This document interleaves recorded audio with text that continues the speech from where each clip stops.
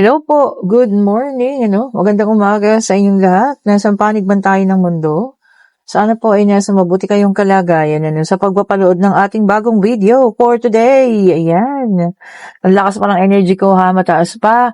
At ngayon po ay Lunes na. Ayan, back to reality, back to the world. Yes. O diba, back to traffic po ha. January 5, tama no? 2026. O ayan ha. Kamusta po kayo sa mga nandiyan sa traffic ngayon, kalmahan. Okay po, kalmahan natin, ha? Baka mag-init ang mga ulo. Ayan po. Okay, so eto na. Tingnan natin, ano ang maaaring maganap sa'yo ngayong araw na to. 4 na bagay. Kuha tayo ng 4, ha? So, tingnan natin.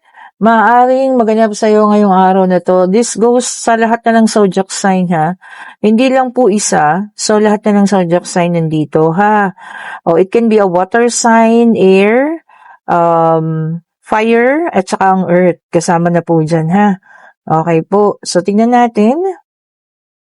Ano itong 4 na bagay na maaaring maganap sa'yo ngayon? And this is a wheel of fortune. Okay, ang ganda nito, no? So, maaaring meron kang makuhang, tawag dito, kabutihan, a good karma, no? So, kung maganda yung ginawa mo, mga past days, ayan, nakatulong ka sa kapwa mo, nagbigay ka ng kung ano man, maaaring ikaw ngayon ang makareceive. 'Di ba? Because turning of events, 'di ba? Kung ano yung ginawa mo before, kunyari naman tumulong ka. At ikaw naman ang makaka-receive ng tulong ngayon. Kung ikaw man ay nagbigay, regalo man ito in form of cash or kung ano man kind, baka ikaw naman ang mabibigyan ngayon. There's something good that is going to happen today if you do good. And if you do bad for the past days, or if you did bad for the past days, syempre yun din naman ang makukuha mo. Nagdamot ka. So, somebody will make damot-damot to you today. Okay po, ang pangit ang English na yun, ha. So, kung yun ang ginawa mo naman negative, diba? Negative din ang makukuha mo today po. So, it will reflect.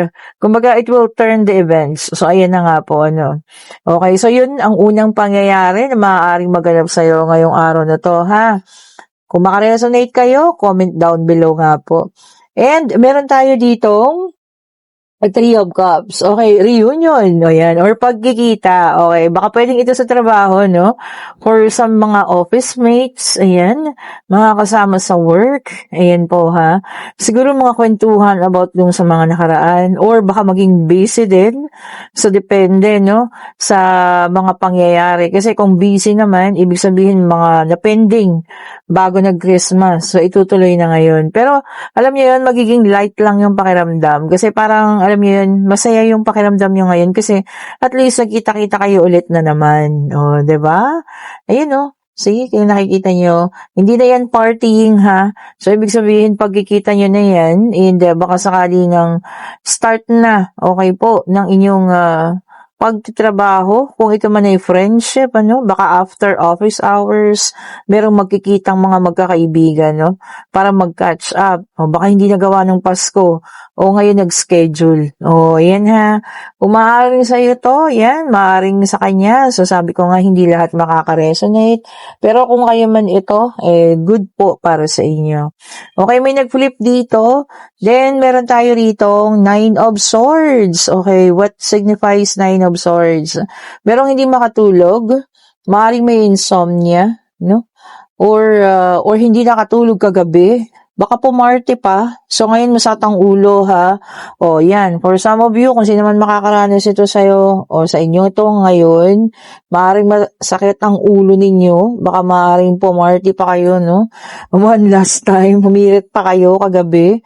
So, ayan. Sino naman ang masakit ang ulo dyan, humigop na ng mainit na sabaw.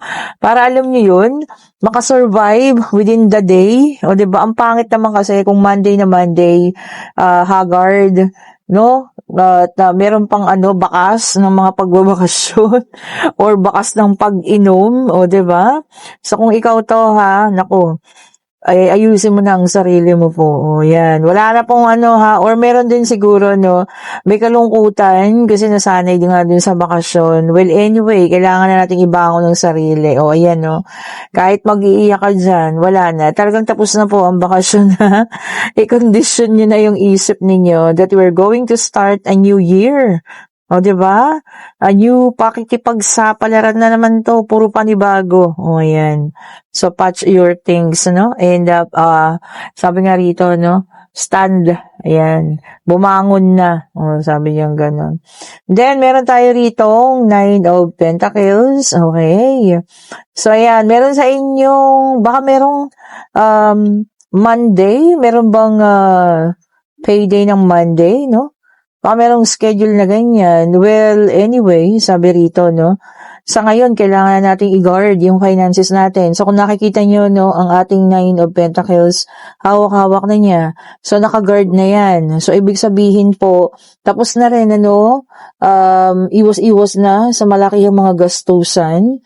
Kasi, kailangan na nating magtipid-tipid. Hindi na natin, alam, di ba? Yung mga susunod na pangyayari sa mga susunod na buwan. And alam niyo yon, ilang kembot lang. Bakasyon na naman po for Semana Santa o isa pa na naman yun na isang malaking gastusan na naman. Maraming uuwi ng probinsya. So ngayon pa lang po ha, mag-save na. Save money. Siyempre, no, kakailanganin natin yan. Lalo na nga pag sinabi ko sa inyo, no, pagdating ng mga vacation time. So mag-try na po ha, mag-save na ngayon. At paano makakapag-save? Eh, bumangon ka dyan, o diba? Magtrabaho na. Kasi wala ka sasahurin kung nandyan ka po at nakastay ka pa rin sa mode na pahinga or whatsoever po ha. So, bumangon na tayo and start earning and start saving po. Ayan, hopefully kung sino makaka-resonate ha, ngayong araw na to na maaaring maganap yan sa inyo, no? Comment down below. Ayan po ha. And kung nagugustuhan ating reading, pa-like, pa-share, subscribe and hit the notification bell para lagi kayong updated sa mga bagong videos na nire-release natin. And sa lahat po ng gustong umorder ng ating mga bracelet, sabi ko nga ha, ayan, ito pang kaperahan, the white quartz is also for financial, napaka-good din yan. This is the mother of all crystal. And syempre ang ating citrine mantra, and meron din tayong original citrine. Ito may order to kay madam, yan, ma'am ha, papadala ko sa'yo mamaya, nag-request siya, no, maliit lang, ayan. Gusto niya, ayaw niya po yung pansinin, gusto niya yung maliit lang. Ayan, Carnelian, kung meron kayong gustong pabalikin, ayan po ha.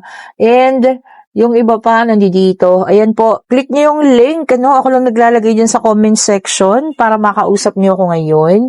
And kung gusto niyo ng private reading, ayan, para po sa Friday, magpa-schedule na kayo.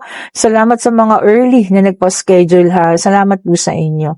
Have a wonderful day po. Stay calm, maging kalmado. Alam niyo yun, kailangan natin yun ngayon. Baka mayroon nang nag-iinit ang ulo dyan, ha? Stay safe. Have a great morning po, ha? Bye-bye po sa inyo. Good morning po.